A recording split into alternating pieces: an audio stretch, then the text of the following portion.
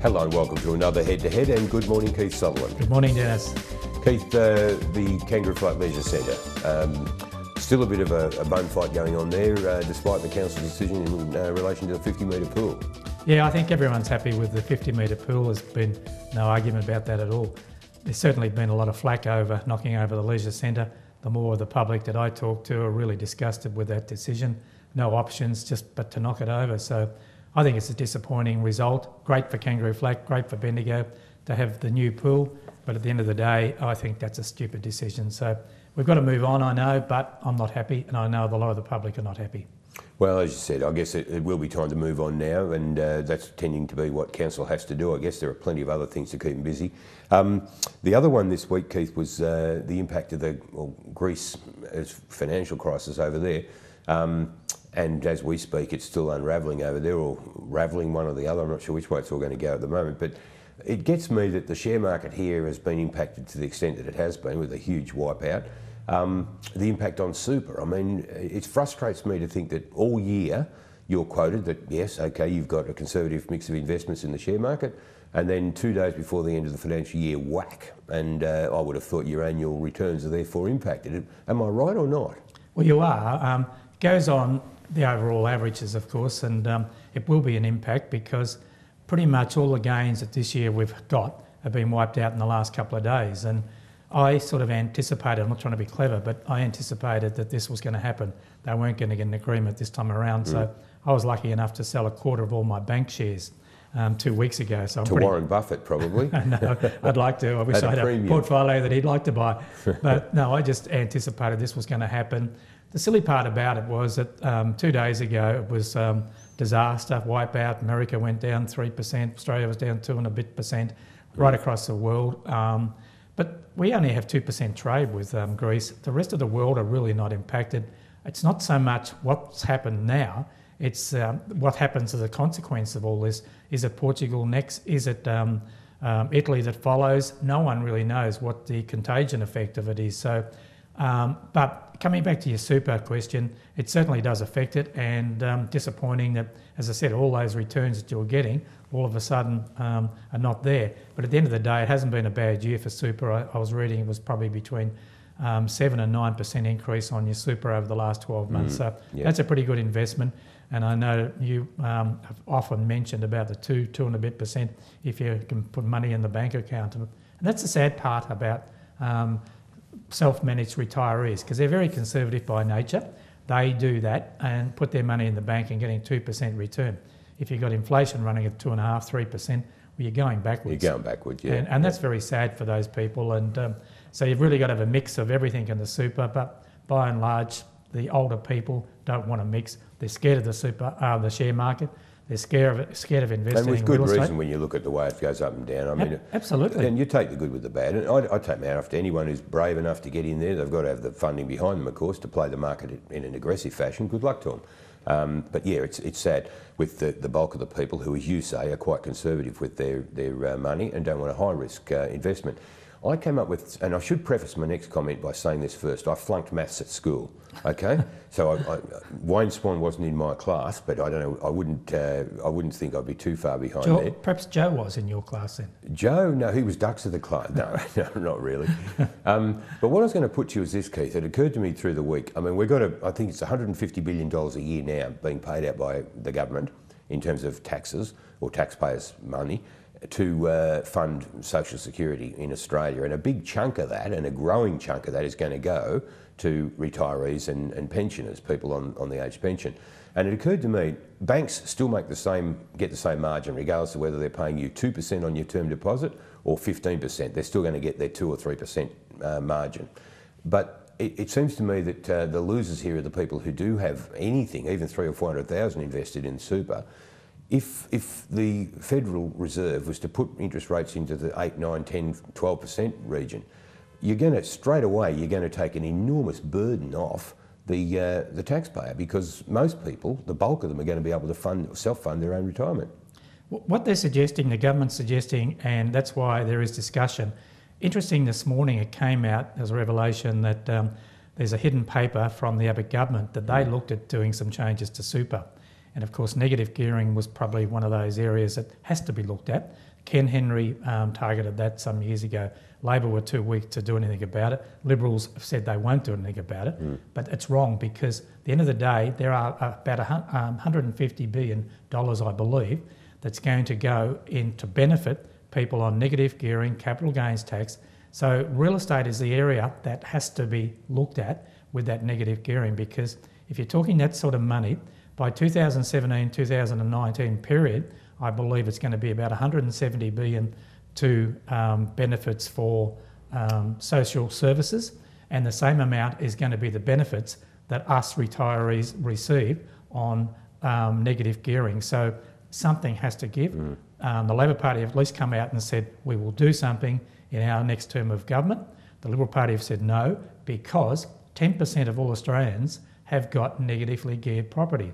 So if you affect 10% of the whole population, that's the difference between winning or losing an election. And the sad part is, though, Keith, that in not doing anything, of course, you've got 90% of the population in the background saying, well, what about me? So the other thing with negative gearing, and I'm glad you mentioned negative gearing, I was absolutely blown away this week, and perhaps showing my ignorance here, I was not aware that overseas investors in our real estate market are entitled to negative gearing tax breaks the same as what we are here. I cannot believe, why would you extend an Australian taxpayer-funded program in negative gearing to overseas investors out to make a quick buck on the real estate market here in Australia?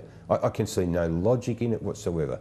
I guess there's an indirect benefit, I guess, because you've seen the building going on, construction on new dwellings, mainly units in Sydney, Melbourne, and those investors have come from China and all over the world to invest in our market.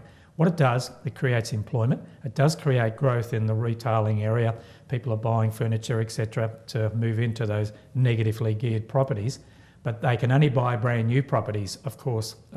So that's the difference. They cannot buy existing properties, whereas by and large, and I noticed an interesting fact that a lot of the people, about 70%, I think I'm right in saying that, are wage earners under $80,000 a year.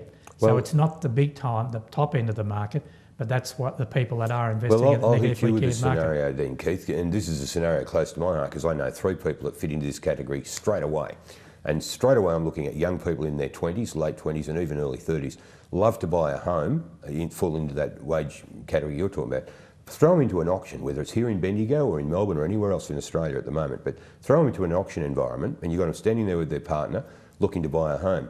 They know if they buy the home, they're going to be bled dry in terms of the interest rate payments over the term of the loan, because the prices of real estate being what they are, they're going to be borrowing $500,000 or $600,000 in a lot of cases. The bloke standing next to him is a negative geared investor, and he knows he's going to claim every cent of interest that he pays on that loan for the same property.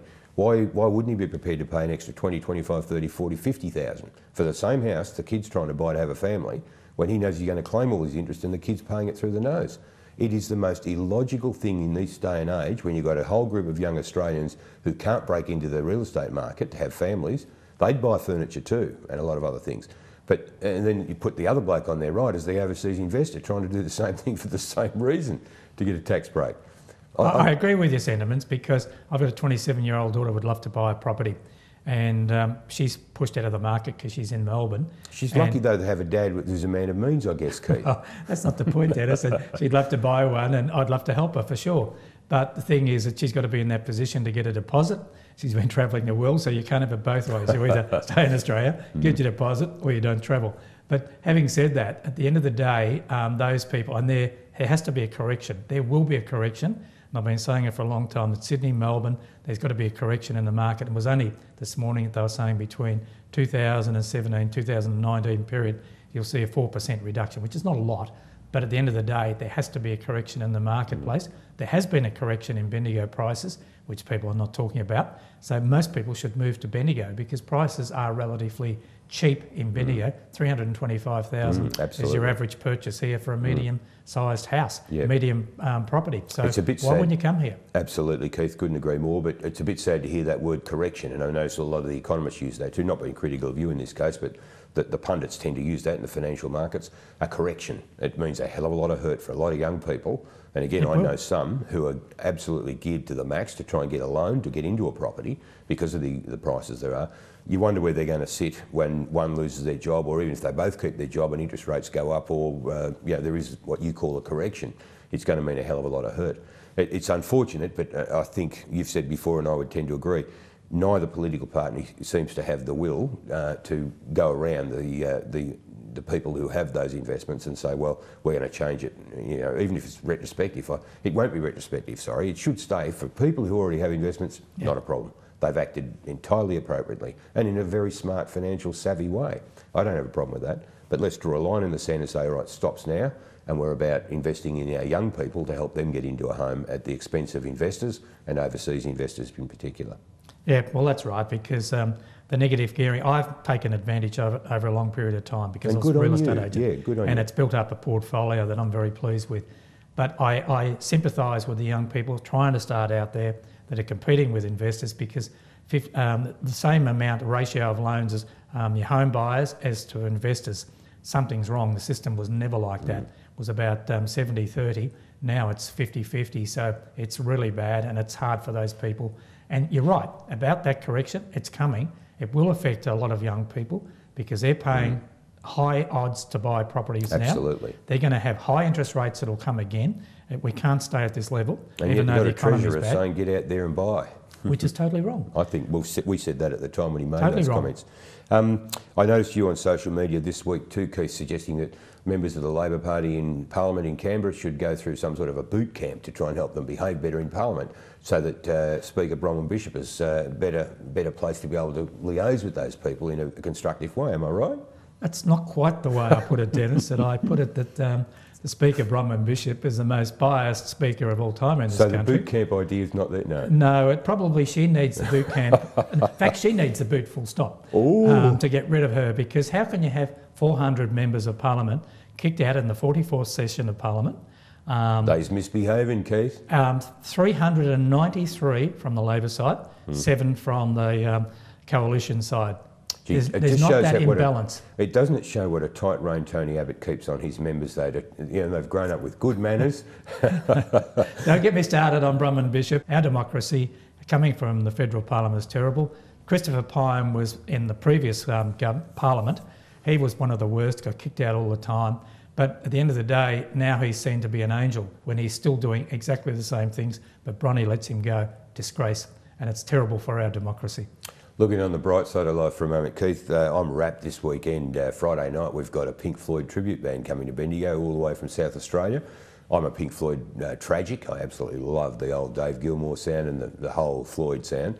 How good is it? I said to someone on social media the other night, to think it's coming here to the capital, right in the heart of the city. You can walk there, you can have a meal over the road at the Rifle or wherever else you want in View Street. Just a great place to be in Bendigo, and great to see the capital bringing an act of this. And from what I've researched anyway, these guys are almost note perfect for the real Floyd experience. And that's what it is. It's Experience Floyd, and that's the name of the band. And it started in South Australia, and I will be interviewing Bushy Martin, a local identity, who was lead singer of that band for about 14 months while he was over in Adelaide. Now, they are coming to Bendigo, you're right, playing Dave Gilmour, Roger Waters' compositions. All the classics, and The Dark Side of the Moon, and my favourite, of course, is Money. Not because I love Money, but that's my really favourite Pink Floyd. But it's fabulous to see them come to town. And you're right, I've heard that it's an 11-piece band, and they do it word perfect, I believe, and that's what they focus on, each one of those notes. And what an amazing band. And coming to Bendigo, and there's still plenty of tickets, which I'll ask Bushy about on Friday. And then, of course, Bushy's followed up in a couple of weeks with Rick Price coming to town. There's another big name. Yep, and Bushy's got a cameo appearance with them, so I will be asking him, and I hope to be interviewing him on Hello Bendigo about this very fact. But coming to Bendigo, some great music, and of course, as you said, you're a Pink Floyd freak like I am, and just love their music, and I've got everything of Pink Floyd, so it's great. I hope Bendigo get along and support all the artists that do come to the capital, and of course our new Ironbarrow Theatre, which is just unique and a great experience for Bendigo. No, absolutely, Keith. All right, well that's it for another week. If you catch up with Bronwyn for a coffee this week, please give her my warm regards. I don't think I will be somehow. I don't think too busy. She knows. She's seen my tweets, I'm sure. Thanks a lot, Keith, for catching up again, and we'll look forward to catching you again same time next week. Thank you.